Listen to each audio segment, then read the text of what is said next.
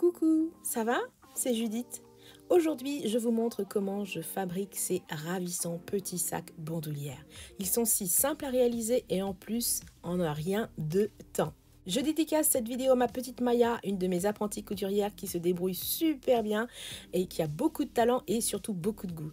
Plein de bisous à toi ma petite Maya. Ce sac est trop chou. Je vais vous montrer comment je le réalise sans et avec le petit nœud papillon qui lui apporte sa touche so girly. Il mesure 27 cm de large sur 23 cm de haut. Je les ai réalisés avec de la toile de coton et je vous encourage vivement, si vous êtes surtout débutant, à utiliser le même tissu. Allez, c'est parti, je vous montre tout de A à Z. Pour réaliser le patron, vous allez partir pour le sac d'un rectangle de 30 cm sur 24. Et pour obtenir ça, en fait, on va imaginer que voici le rectangle de 30 cm sur 24. Vous allez à partir du bord faire une marque à 3 cm, également à droite à 3 cm. Et vous allez tracer un trait qui part de ces 3 cm jusqu'ici, jusqu'à l'angle. Et pareil de ce côté-là. Et vous allez obtenir cette forme. Pour l'arrondi, c'est simple. Une fois qu'on a ça, vous allez prendre une forme cylindrique comme ça, comme par exemple un rouleau de scotch. Et vous allez faire en sorte d'être ici au bord, ici également au bord. Et vous tracez. Et vous faites pareil de l'autre côté. Et ça vous donne ça. Voilà, à partir d'un rectangle de 30 cm sur 24. Il va vous falloir couper 2 pièces dans le tissu principal, 2 pièces dans le tissu doublure et 2 pièces pour l'entoilage du tissu principal, à moins que vous ayez choisi un tissu épais, comme par exemple du tissu d'ameublement. Ça, c'est pareil, vous partez d'un rectangle de 17 sur 25 cm. Il vous faudra également pour la petite poche à l'intérieur un rectangle de 14 sur 20 cm, à savoir que vous allez, pour découper votre tissu, il va falloir le placer dans le pli, ce qui vous donnera au final un rectangle de 28 sur 20 cm. Pour la anse, il vous faudra également un rectangle de 10 sur 115 cm. Alors la anse, c'est en fonction de ce que vous voulez, de la longueur que vous souhaitez, si c'est pour un enfant, si c'est pour un adulte, si vous voulez faire un sac bandoulière ou bien si vous voulez juste faire un sac classique, enfin une anse classique, à vous de voir. Donc moi je pars sur 115 cm. Pour la réalisation du nœud, il vous faudra un rectangle de 8 sur 12 cm à placer dans le pli du tissu, ce qui vous donnera finalement un rectangle de 12 sur 16 cm. Il vous faudra également un autre rectangle de 5 sur 12 cm. Voilà ce que ça me donne pour mon premier modèle. Donc moi j'ai choisi ces couleurs-là. Donc j'ai 2 pièces qui seront le tissu extérieur, enfin le tissu principal que j'ai déjà thermocollé. Alors je le rappelle, pour thermocoller, vous placez votre thermocollant partie rugueuse ou partie qui brille contre l'envers de votre tissu et vous passez votre fer à repasser, vous coupez la vapeur, vous venez poser votre fer à repasser comme ça et ainsi de suite. Voilà, vous ne repassez pas comme on repasse classiquement, sinon vous risquez de déplacer le thermocollant, de faire glisser, de faire des plis, voilà, et ce sera la catastrophe. Et n'oubliez pas de repasser ensuite sur l'endroit pour avoir vraiment quelque chose de propre, de lisse, de bien plat, sans plis. J'ai mes 2 pièces doublure. Voilà, donc je me suis amusée avec les tissus. Et pour mon rabat, c'est pareil. J'ai mes 2 pièces, à savoir que j'ai également thermocollé un des 2. Voilà. Ici, j'ai la poche, donc mon rectangle. Et enfin, ici, j'ai mon coupon pour la anse. Allez, c'est parti. La première étape, c'est que l'on va plier en deux notre rectangle pour la poche. Je vais épingler ici, ici, ici. Je vais faire une couture droite à 1 cm du bord en veillant à laisser surtout ici un petit espacement de l'équivalent de mes 4 doigts. Et je vais poursuivre ici. Allez, c'est parti.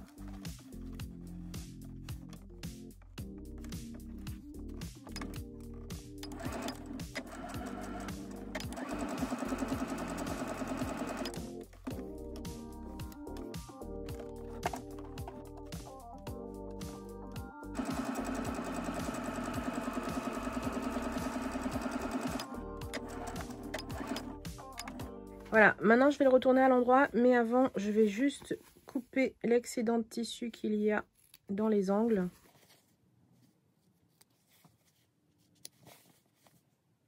Voilà, comme ça, ce sera parfait quand on va retourner. Donc je vais retourner tout ça. Je vais bien ressortir tous les angles avant de surpiquer le haut de la poche. Mais pour avoir une surpiqûre nickel, il va falloir passer un petit coup de fer à repasser pour aplatir toutes ces coutures.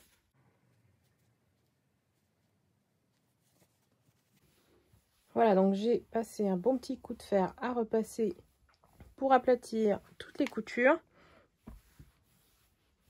Alors je repère la fente, elle est bien en bas. Je vais venir faire une piqûre nervure sur toute la longueur du haut de la poche. Alors je suis à peu près à 2 mm du bord. J'ai élargi également mon point. Au lieu de 2,5, je suis passée à 3 pour la surpiqûre, pour la couture nervure.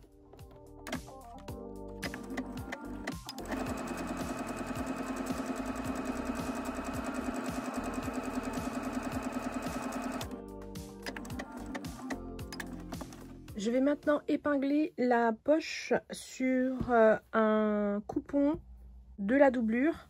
Donc je vais venir la placer à 6 cm du bord haut. Mais avant, je vais trouver le centre de ma poche et le centre de mon bourreau. Alors pour ça, c'est simple. Je plie en deux et je viens mettre une épingle.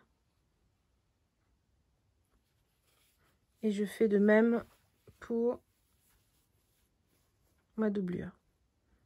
Juste une petite pause pour vous dire d'en profiter pour marquer le centre de toutes vos pièces. Ça vous aidera pour la suite du tuto. Donc je plie bien et je marque le centre.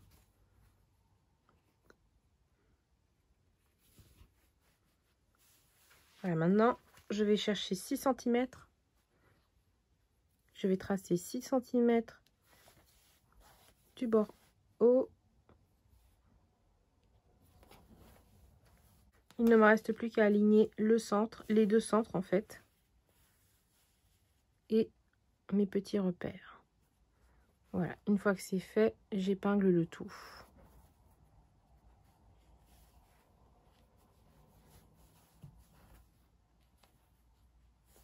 Au point droit, je vais venir piquer avec un petit point d'arrêt ici, angle droit et petit point d'arrêt. Alors si vous voulez diviser votre poche en deux, c'est tout à fait possible. Vous faites un petit point d'arrêt ici et puis un autre petit point d'arrêt ici. Donc en faisant cette couture, on va aussi fermer la fente, voilà, de la poche.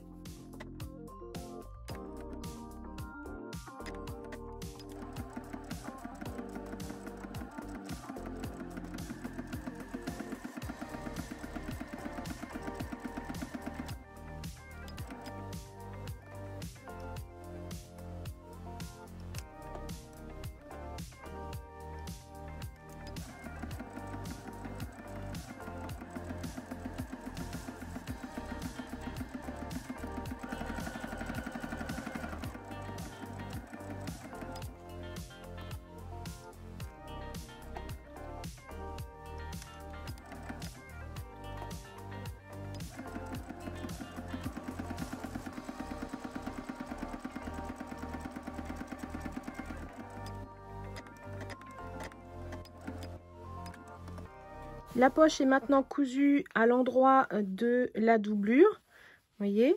Et maintenant, je vais assembler mes deux doublures endroit contre endroit.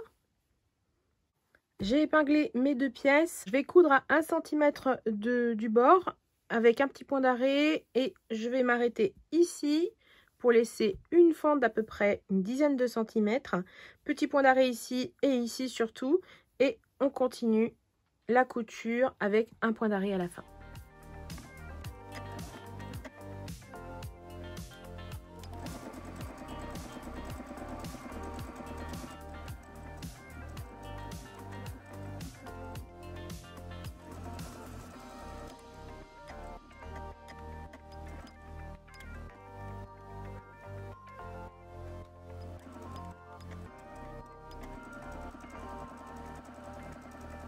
Pour les arrondis, prenez vraiment votre temps, allez-y par étapes si besoin. L'aiguille toujours plantée dans le tissu, vous relevez votre pied de biche, vous faites bouger un petit peu votre tissu et vous y allez tranquillement.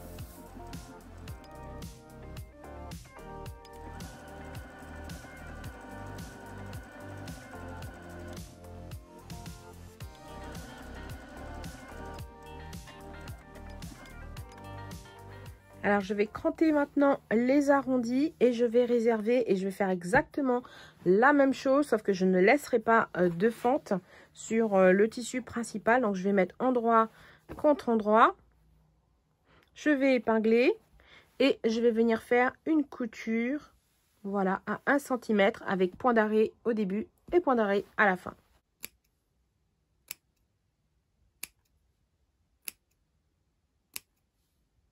Et voilà, mes deux pièces principales sont cousues et j'ai également cranté les arrondis. Je vais le mettre maintenant à l'endroit et je vais passer ensuite au rabat.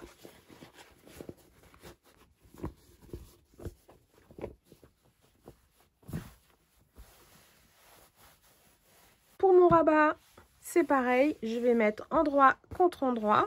Je vais épingler et je vais coudre à 1 cm du bord avec un point d'arrêt au début et à la fin. Et voilà, ma couture est faite. J'ai pris soin de cranter les arrondis et maintenant je vais retourner mon rabat. J'ai retourné mon rabat et je l'ai même repassé. J'ai vraiment pressé mes coutures. Comme ça, je vais pouvoir faire une belle couture nervure tout le long avec un petit point d'arrêt ici et à peu près à 2-3 mm tout le long. Je vais venir faire une couture nervure. Alors là également, je vais faire un point à 3 mm au lieu de 2,5. Mon rabat est surpiqué. Je vais maintenant assembler l'extérieur du sac avec le rabat. Pour ce faire, je vais venir chercher encore une fois le centre. Voilà. Alors ici, je vais couper vraiment un tout petit triangle. Voilà, on le voit ici. Et je vais faire exactement la même chose ici. Je plie en deux. Et dans la marge de couture, je vais venir couper un petit triangle. Voilà. On a notre marque. Et notre marque, on choisit l'endroit. Voilà, moi j'ai choisi ce côté-là. Bon, ça se ressemble, hein, les motifs sont les mêmes. Je vais venir aligner mes repères et surtout que ce soit bien droit. Et j'épingle. Voilà ce que ça donne et ça donnera ça quand ce sera cousu. Alors, je vais venir coudre à 0,5 mm du bord, petit point d'arrêt, couture droite.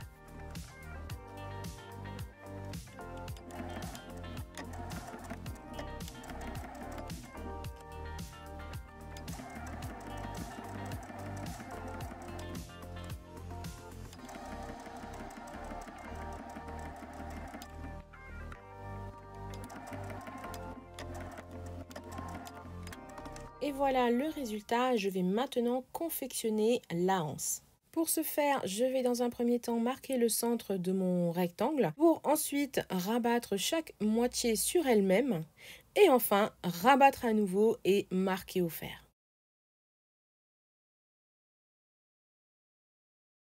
Je vais maintenant piquer au point droit sur toute la longueur ici, à 3 mm du bord à peu près et ici. Ma anse est prête, je vais maintenant assembler en alignant le milieu de cette dernière avec la couture du sac. Je vais épingler en veillant que la sangle soit bien droite, elle ne se tord pas sur elle-même. Je vais épingler l'autre côté avant de piquer à 0,5. Ma anse et mon rabat sont maintenant assemblés au sac. Je vais maintenant mettre tout ce petit monde dans la doublure en veillant surtout à mettre du même côté et le rabat et la poche à l'intérieur de ma doublure. Je vais maintenant aligner les coutures, ça c'est très important. Coucher les marges de couture afin qu'il n'y ait pas trop d'épaisseur. Donc je couche une marge de couture à droite et une marge de couture à gauche. Et je vais aligner également tous les autres repères.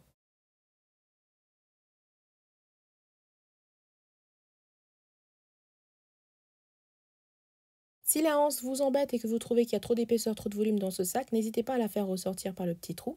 Et voilà à quoi ça ressemble quand tout est épinglé. Et maintenant, on va faire une couture tubulaire tout autour à 1 cm.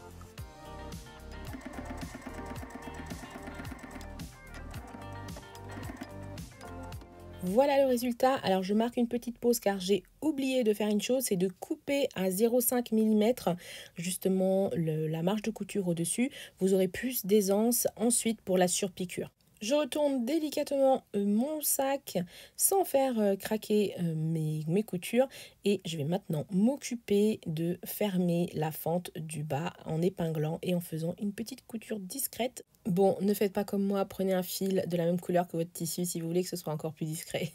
Donc je vais remettre la doublure à l'intérieur du sac.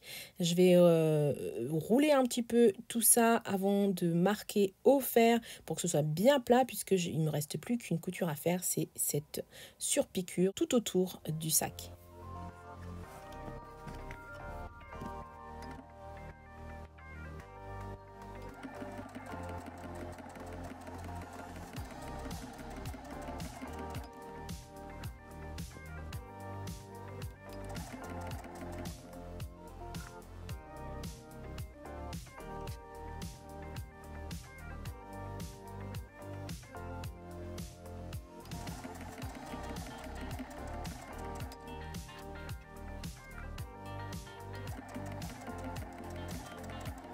Pour aider votre machine dans les endroits où il y a un petit peu trop d'épaisseur, n'hésitez pas à utiliser votre volant pour soulager votre machine.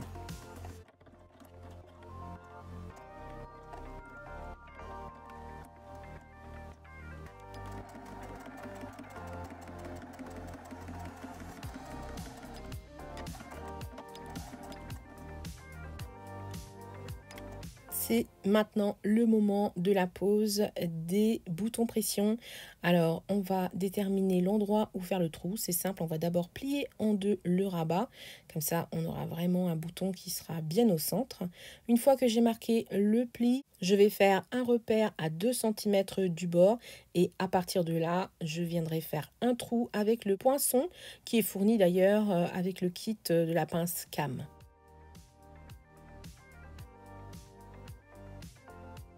La pose de bouton pression, c'est vraiment très simple. Il suffit ensuite de placer la pièce avec le petit pic que j'appuie bien avec le poinçon. Comme ça, le tissu est bien en place. Ensuite, je vais mettre la partie mâle et avec la pince, je vais juste appuyer. Et voilà, un bouton de pression est posé.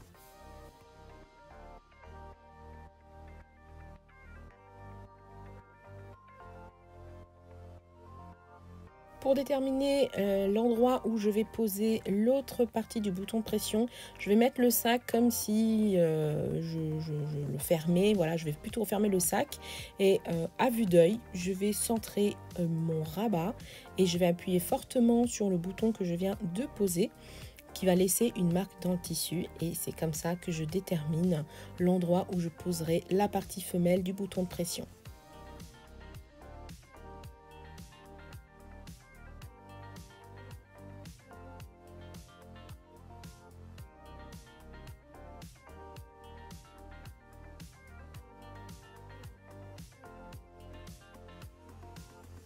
Et voilà, le sac est terminé. Alors en lui-même, il peut très bien rester comme ça. Mais si vous êtes comme moi et que vous voulez rajouter une petite touche girly, eh bien, on va faire le nœud de papillon et je vais vous montrer comment je réalise en quelques minutes, facilement 5 minutes top chrono, un nœud de papillon en un rien de temps. J'ai découpé mon petit rectangle de tissu, je l'ai rabattu sur lui-même et je vais coudre les 3 côtés qui sont ouverts, enfin les 3 côtés à part la pliure. Oui, je dis bien les 3 côtés, mais vous allez me dire, mais comment je vais faire pour retourner? Eh bien, c'est simple. Je vais dans un premier temps couper tous les excès de tissu qu'il y a dans les coins. Et pour le retourner, voilà, je vais écarter bien les deux côtés et je vais venir couper, voilà, un petit centimètre, un peu plus. Et je vais aller chercher grâce à ma pince à épiler que j'adore, qui m'aide beaucoup en couture. Je vais venir retourner mon petit rectangle. Je vais sortir tous mes coins et bien évidemment un petit coup de fer à repasser pour plaquer le tout. Une fois que j'ai bien repassé mon petit rectangle, je vais le plier dans la largeur sur lui-même une première fois et rabattre les deux côtés sur eux-mêmes. Maintenant, pour que tout ça reste bien en place, je vais faire un petit point de couture au centre.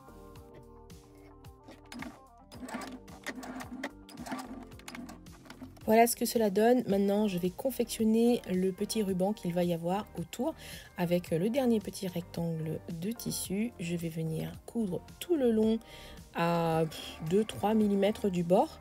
Mais là, vraiment, je ne m'applique pas parce que ça va être une partie qui va être cachée. Donc, l'important, c'est de le coudre. Une fois que j'ai cousu toute la longueur, je vais utiliser mes petits ciseaux pour ouvrir, pour le passer dans le tube, ouvrir et aplatir le tube. Voilà, je vais venir maintenant écraser ça au doigt et dans l'autre sens aussi. Et je vais venir piquer pour que ça reste bien en place. Voilà, je vais piquer ce côté-là et puis l'autre côté également. Alors, je vous l'accorde, ce n'est pas une technique super propre, on va dire, mais vous allez comprendre par la suite que cette partie vraiment sera cachée, maintenue et cousue, donc aucun souci. Donc, je viens placer mon cordon que j'épingle et je vais faire une couture assez proche du nœud. Comme ça, tout sera bien maintenu. Une fois que c'est bien cousu, je vais couper tout ce qui dépasse, voilà, les restes du cordon et rentre en scène encore une fois ma super pince à épiler qui va m'aider à retourner le ruban.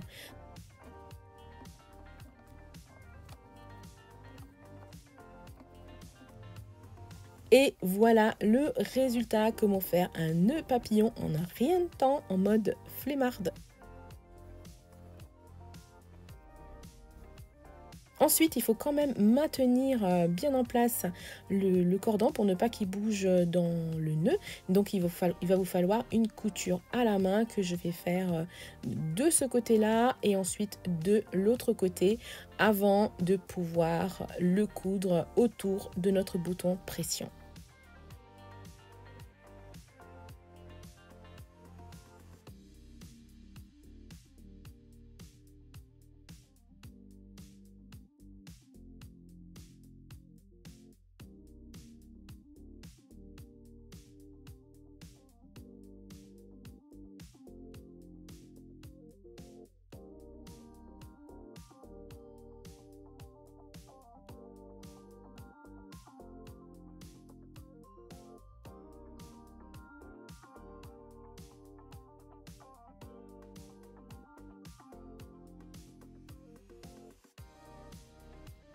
Je vais maintenant le coudre autour du bouton avec une technique très simple. Je vais coudre au nord, au sud, à l'est et à l'ouest du bouton pour être sûr que le nœud de papillon tienne super longtemps, que ce soit super solide. Et je vous laisse regarder comment je m'y prends. Très important, quand vous piquez avec l'aiguille, ne piquez pas la doublure, vous piquez uniquement dans le tissu qui est thermocollé, voilà le tissu du dessus, sinon ça sera vraiment pas beau de l'autre côté.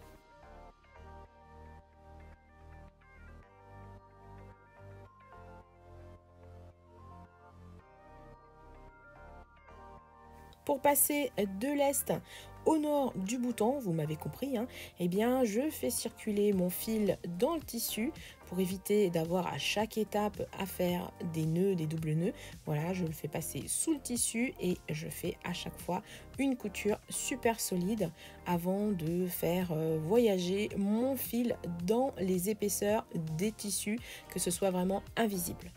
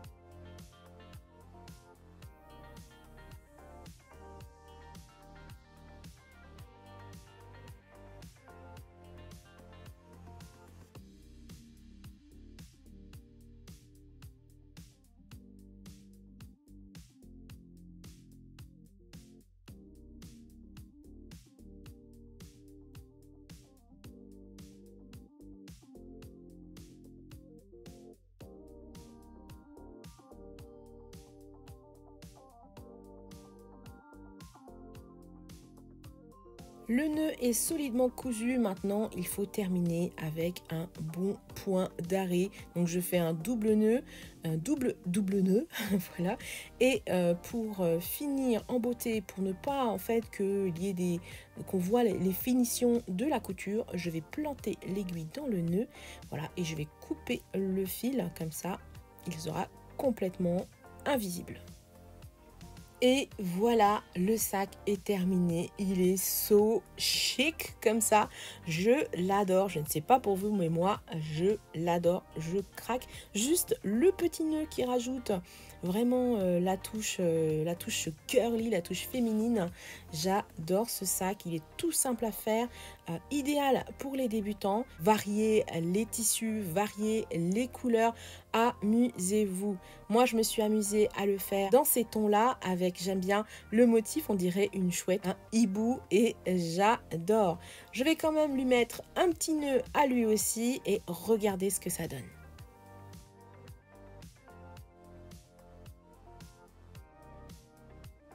Il est magnifique, je craque. Alors, vous choisissez lequel? Lequel préférez-vous, le rouge ou ce magnifique jaune moutarde? Dites-moi ça en commentaire. Je vous l'ai dit, ce sac est super simple à faire. Lancez-vous, faites les vôtres et surtout, partagez-moi vos créations en me taguant. J'espère que ce tuto vous a plu. Dites-le moi avec un gros pouce en l'air. N'hésitez pas à vous abonner si vous voulez voir encore plus de contenu de ce genre-là, de nouveaux tutos et pourquoi pas des lives couture. Abonnez-vous et n'oubliez pas de sonner la petite cloche pour être averti de la sortie de mes futures vidéos. Si vous voulez encore plus de couture là, maintenant, tout de suite, eh bien je vous invite à aller voir mes playlists. Vous allez avoir d'autres projets de ce genre-là pour débutants, mais pas que. Je suis persuadée que vous trouverez encore des projets qui vous raviront, comme par exemple la trousse de maquillage qui a beaucoup de succès. Je vous mets le lien en haut à droite de votre écran. Je vous envoie plein de bisous et je vous dis à très vite pour de nouvelles aventures créatives.